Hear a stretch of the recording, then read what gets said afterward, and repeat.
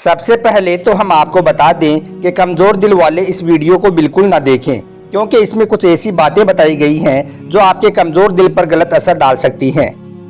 दोस्तों, आज जो वाकया हम आपको यहाँ पर बताने वाले हैं, यह वाकया एक सरफराज नाम के लड़के ने हमें बताया है, जो पाकिस्तान के लाहौर का रहने वाला है।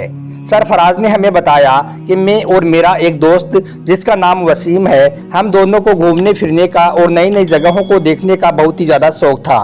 एक दिन मैंने अपने दोस्त वसीम के साथ कराची के गाँव में घूमने फिरने का प्रोग्राम बनाया।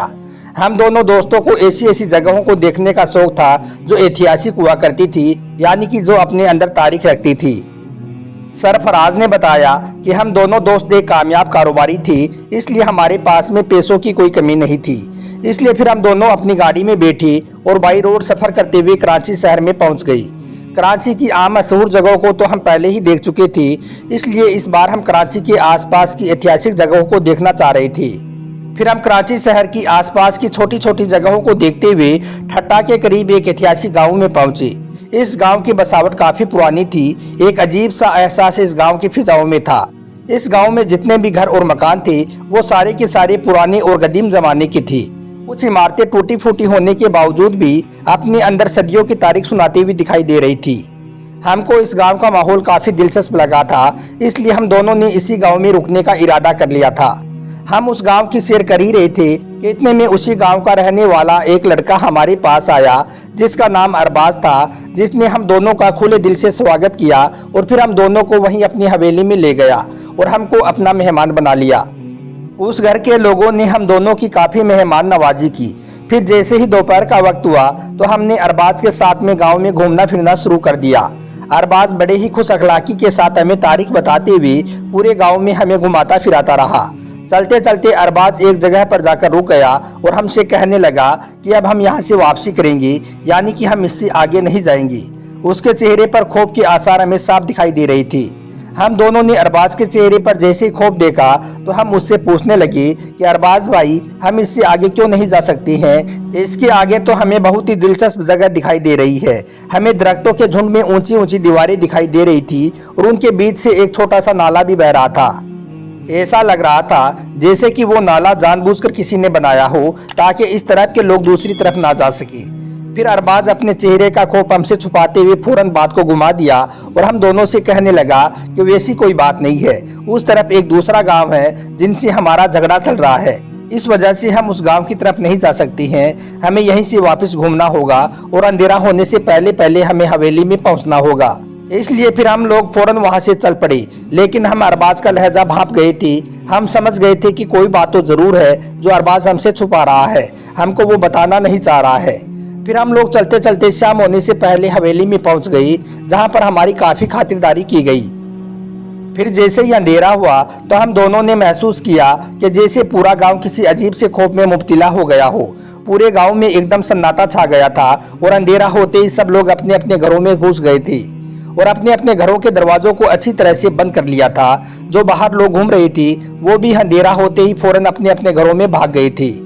सरफराज ने बताया कि मैं और मेरे दोस्त वसीम को जल्दी सोने की आदत नहीं थी, इसलिए हम दोनों तो रात के अंधेरे में भी गांव का माहौल देखना चाह रहे थे।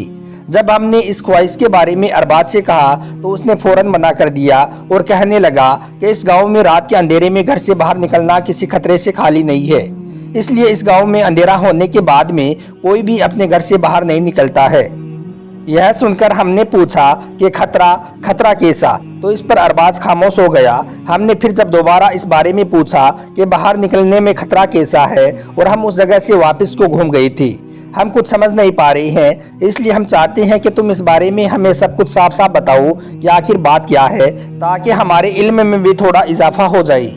यह सुनकर फिर अरबाज ने अपनी चुप्पी तोड़ी और फिर एक आह भरते हुए कहने लगा कि जैसा मैंने आपको पहले ही बताया है कि यह गांव सदियों पुरानी तारीख अपने अंदर रखता है। जिस जगह से मैं आपको वापस ले आया था, उसके आगे दरख्तों के बीच में जो ऊंची ऊंची दीवारें आपको नजर आ रही थी, वो जगह जटली कहलाती है, जिसके अंदर एक बहुत ही पुराना कब्रिस्तान है जिसको जटली कब्रिस्तान कहा जाता है। यह कब्रिस्तान खौफनाक दास्तानों से भरा पड़ा है। दुनिया के बड़े और पुराने कब्रिस्तानों में हमारे इस कब्रिस्तान को गिना जाता है। इसका रकबा तकरीबन 10 किलोमीटर के दायरे में बना हुआ है और इसके अंदर लाखों कब्रें भी बनी हुई हैं। कोई नहीं जानता कि यह कब्रिस्तान कितना पुराना है, मगर एक अंदाजा है कि यह कब्रिस्तान तकरीबन 600 साल पुराना है। 1981 में इसे यूनेस्को वर्ल्ड हेरिटेज में भी शामिल किया जा चुका है। अरबाज ने हमें बताया कि हमारे गांव के लोगों ने इस कब्रिस्तान में ऐसी चीजें देखी हैं जिनके बारे में सुनकर ही इंसान कांप जाता है। गांव के लोगों ने इस कब्रिस्तान के अंदर एक सुर्ख रंग में सजी दुल्हन को भी देखा है, जिसके बारे में कहा जाता है कि वो हर रात कब्र से बाहर निकलकर बुलंद आवाज में रोती है।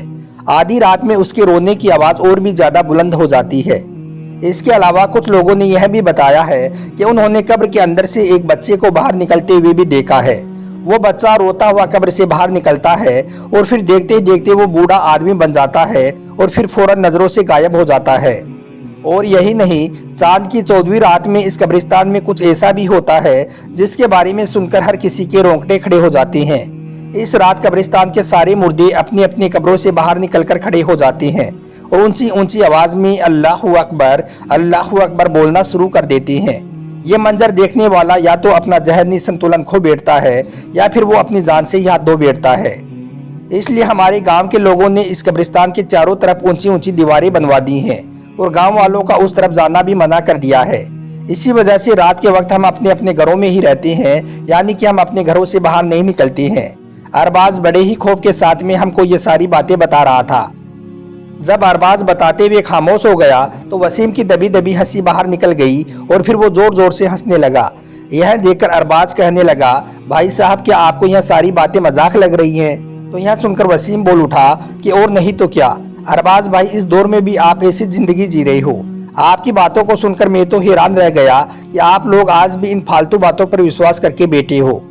तो यह सुनकर अरबाज ने कहा, भाई यह कोई हमारे गांव की एक शख्स की कहानी नहीं है, बल्कि इस कब्रिस्तान के बारे में हमारे गांव का बच्चा बच्चा जानता है। यहाँ तक कि हमारे आसपास के गांव वाले भी इस कब्रिस्तान की वजह से दहशत में हैं। यह सुनकर फिर वसीम कहने लगा कि फिर तो हम लोग भी उस कब्रिस्तान को देखना चाहते हैं। तो अरबाज ने कहा कि अगर आप लोग उस तरफ ना ही जाओ तो अच्छा है, उस तरफ जाना किसी खतरे से कम नहीं होगा। अरबाज ने वसीम को बहुत समझाया, मगर वसीम ने तो ठान ही लिया था कि वो उस कब्रिस्तान के अंदर जरूर जाएगा। इसलिए फिर वो कहने लगा कि कल चांद की 14वीं रात है, वो कल रात उस कब्रिस्तान में जरूर जाएगा और देखेगा कि उसमें क्या होता है। सरफराज ने बताया कि फिर अगली रात वसीम ने अपनी गाड़ी निकाली और मुझे साथ लेकर उस कब्रिस्तान की तरफ चल पड़ा।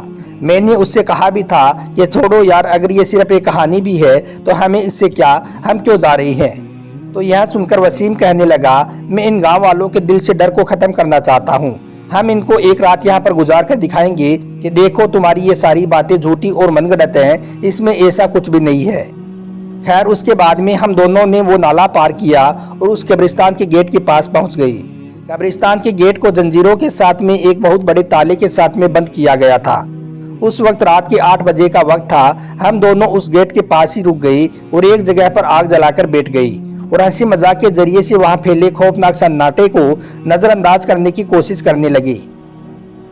उसके बाद जैसे ही 12 बजे का वक्त हुआ तो हमने देखा कि कब्रिस्तान में एक जोरदार शोर होना शुरू हो गया। यह सुनकर वसीम भागकर गेट के पास पहुंचा और मुझको भी बोला कि मैं भी फौरन वहां पहुंच जाऊं। फिर मैं भी डरता हुआ गेट के पास पहुंच गया। कब्रिस्तान के अंदर का माहौल कुछ ऐसा होने लगा था जिसको देखकर किसी की भी रूह कांप जाई। हमने देखा कि सारी कब्रें फट चुकी थी और सारे के सारे मुर्दे कफन समेत अपनी अपनी कब्रों से बाहर निकल चुके थे और अल्लाहू अकबर की सदाई हर तरफ गूंजने लगी थी। हम दोनों आंखें फाड़े यह सब मंजर देख रहे थे। वसीम ने पहले ही अपने मोबाइल का कैमरा ऑन कर रखा था, इसलिए वो फौरन वीडियो बनाने लगा, मगर ज्यादा देर तक वो वीडियो नहीं बना सका और वो वहीं पर बेहोश होकर गिर पड़ा। थोड़ी देर के बाद ही मैं भी जमीन पर गिर पड़ा और बेहोश हो गया। फिर दिन की रोशनी में मुझे होश आया। मैं फौरन वसीम के पास पहुंचा तो देखा कि वो अभी भी बेहोशी की हालत में था। मैंने उसको उठाने की कोशिश की, मगर उसका पूरा जिस्म कांप रहा था, वो अपने होशो हवास में नहीं था। फिर मैंने बड़ी मुश्किल से वसीम को उठाया और गाड़ी तक ले गया। फिर मैं वसीम को गाड़ी में बिठाकर वहां से भागा और सीधा कराची के एक हॉस्पिटल में पहुंचा। वहां पर वसीम का इलाज करवाना शुरू कर दिया, मगर फिर डॉक्टरों ने बताया कि इसका जहनी संतुलन खो गया है, यानी कि यह पागल हो चुका है। फिर हम दोनों लाहौर वापस आ गई। फिर काफी अरसे तक मैं भी बीमार रहा। आधी रात को मैं उठकर चीखता और चिल्लाता था। फिर मैंने नमाज की पाबंदी शुरू कर दी और हर वक्त खुदा से रहम और मदद मांगता रहता था। सरफराज ने बताया कि इस हादसे के बाद में वसीम तो ठीक ना हो सका, मगर अल्लाह के करम से आज मैं पूरी तरह से ठीक हो गया हूँ और मेरे दिल से वो खौफ पूरी तरह से दूर हो गया है। दोस्तों, हम नहीं जानते कि सरफराज कितना सच और कितना झूठ बोल रहा है, मगर हाँ, यह वाकया सुनाते वक्त सरफराज की हालत उसकी सच्चाई की गवाही देती हुई जरूर दिखाई दे रही थी। आप इस पूरे वाकये के बारे में क्या सोचते हो? आपकी इस बारे में क्या राय है? कमेंट बॉक्स के जरिए से आप अपनी राय इसमें ज़रूर लिखें।